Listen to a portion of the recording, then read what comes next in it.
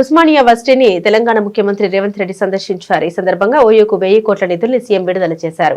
ఈ నిధులను విద్యార్థులకు అంకితం చేశారు. అలాగే ఓయూ అభివృద్ధికి 45 లక్షల చెక్కు అందించారు. పూర్వ విద్యార్థులు అనంతరం ఆర్ట్స్ కాలేజీ భవనం దగ్గర సర్వం సిద్ధం పేరుతో సభ నిర్వహించారు. ఈ సభలో సీఎం రేవంత్ రెడ్డి పాల్గొని ప్రసంగించారు. స్వరాష్ట్ర ఆకాంక్షను బలంగా ఉస్మానియా యూనివర్సిటీ వినిపించిందని తెలిపారు. భవిష్యత్తు ప్రణాళికలపై చర్చించడానికి ఓయూకు వచ్చామని వివరించారు. గతంలో ముఖ్యమంత్రుల్ని అడ్డుకున్న చరిత్ర ఉందని ప్రస్తావించారు. మీరు ఎందుకు ఓయూకు వెళ్లే ధైర్యం చేస్తున్నారని కొంతమంది తనతో అన్నారని గుర్తు చేశారు. మీరిచ్చే సూచనలు, మేధావులు ఇచ్చే సలహాలతో ఓయూను అంతర్జాతీయ ప్రమాణాలతో తీర్చిదిద్దుతామని స్పష్టం చేశారు. ఈ ఉస్మానియా యూనివర్సిటీని వేదిక చేసుకోదలుచుకున్నా. 1000 కోట్ల అనేది పెద్ద విషయం కాదు. నేను డబ్బుల రూపంలో చూడట్లేదు, ఖర్చు రూపంలో చూడడం లేదు. ఇది నా భవిష్యత్ తరాల కోసం పెట్టుబడిగా చూస్తున్నా.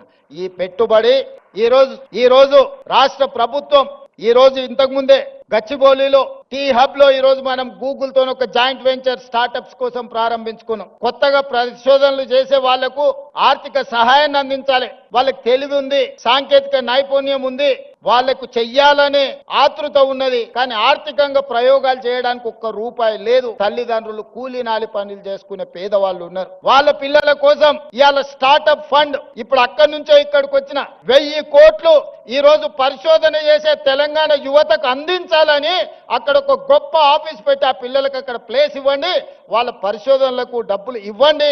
ఒకప్పుడు గూగుల్ కూడా 2 విద్యార్థులు ఒక కార్ షెడ్ లో మొదలు పెడితే ఇవాళ గూగుల్ అయింది. టెస్లా, ఇలాన్ మస్క్ ఒక చిన్న పరిశోధన చేస్తే ఇలాన్ మస్క్ అయింది. ఇట్లా చాలా కంపెనీలు ప్రపంచంలో స్టార్టప్స్ గా మారి మొదట్లో చదువుకున్న విద్యార్థులు చిన్న ప్రయోగం చేస్తే ఆ ప్రయోగంలో వాళ్ళు విజయం సాధిస్తే ఈ రోజు ప్రపంచంలోనే ఆగర్భ శ్రీమంతులైనరు.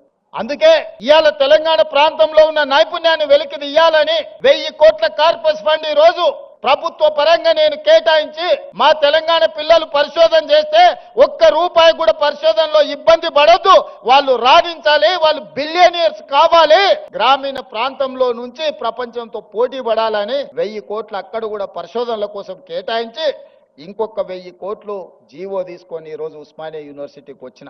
ఉత్త చేతులతో రానని ఆనాడే చెప్పిన. ఉత్తుతు మాటలు చెప్పే అలవాటు నాకు లేదు.